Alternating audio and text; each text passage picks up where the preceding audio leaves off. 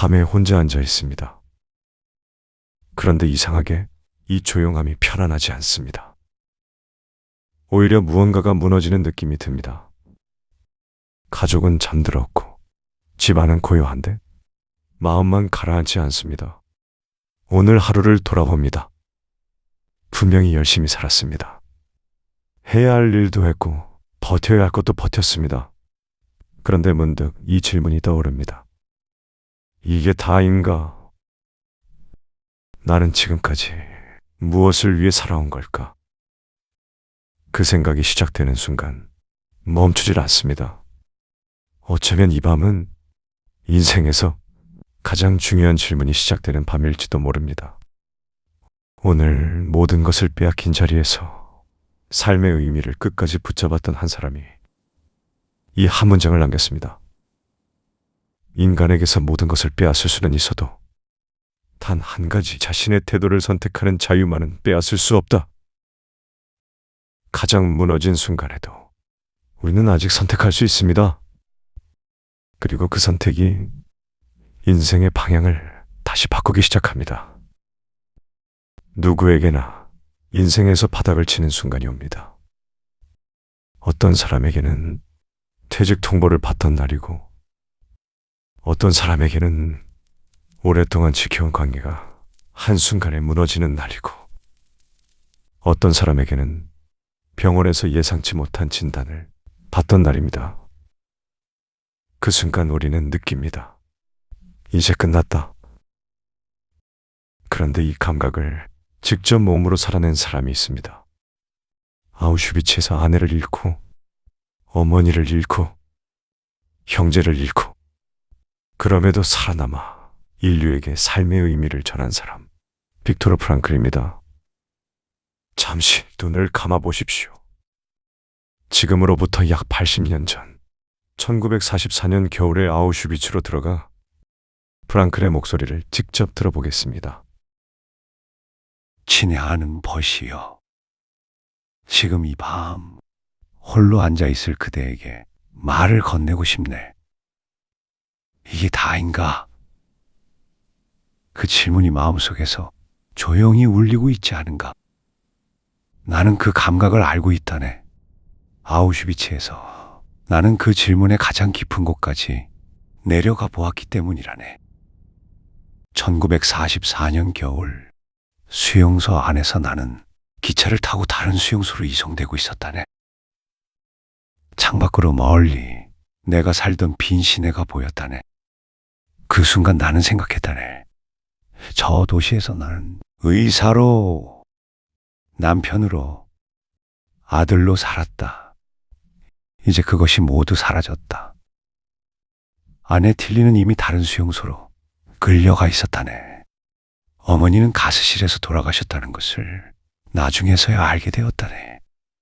그 순간 나는 완전히 바닥에 있었다네.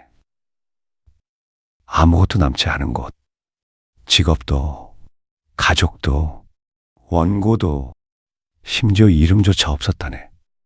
수용소 안에서 나는 번호로 불렸다네. 번호 119104. 그런데 벗이여, 그 바닥에서 나는 이상한 것을 발견했다네. 아무것도 없는 그 자리에서 빼앗길 수 없는 것이 하나 있었다네.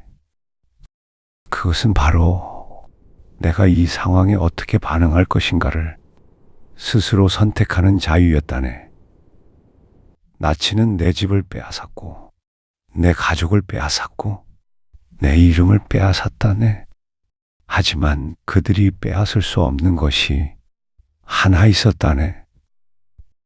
바로 내가 이 고통을 어떤 태도로 받아들일 것인지를 선택하는 자유. 그 자유만은 극각이 나의 것이었다네. 나는 이것을 비극적 낙관주의 트래직 옵티미즘이라고 불렀다네. 비극적 낙관주의란 고통이 없다는 뜻이 아니라네. 고통 속에서도 의미를 발견하는 태도라네. 그리고 그 태도가 바닥에서 다시 일어서는 유일한 방법이라네. 지금 그대는 바닥에 있다고 느끼고 있는가? 모든 것이 사라진 것 같고 더 이상 나아갈 이유를 찾지 못하고 있는가?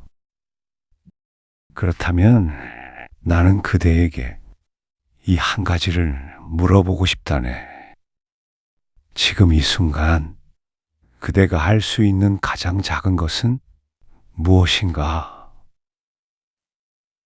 기억하게 해 보시오. 바닥은 끝이 아니라네. 바닥은 방향이 바뀌는 곳이라네. 아래로 내려가던 것이 더 이상 내려갈 곳이 없을 때 비로소 위를 향할 수 있게 된다네. 나는 수용소에서 가장 어두운 밤에 이 사실을 배웠다네. 아내의 얼굴을 떠올렸다네.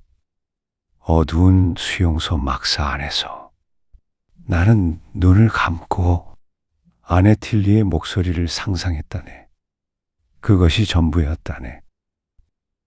그 한 가지가 나를 그날 밤 버티게 했다네. 그대에게도 그런 것이 있을 것이라네. 아주 작아도 되네. 내일 아침 따뜻한 커피 한 잔. 오래 보지 못한 사람의 목소리. 오랫동안 미뤄둔 작은 소망. 그것이 거창할 필요는 없다네. 다만 그것을 향해 한 발짝만 더 살아있어 주게. 그대는 지금 잘못 살아온 것이 아니라네. 다만 지금 삶이 그대에게 새로운 방향을 묻고 있는 것이라네. 그 질문 앞에서 무너지는 것은 당연하다네. 하지만 무너진 채로 그 질문을 듣고 있다는 것, 그것이 이미 살아있다는 증거라네. 그대는 이미 충분하다네. 지금 이 자리에서, 지금 이대로. 프랑클은 말했습니다.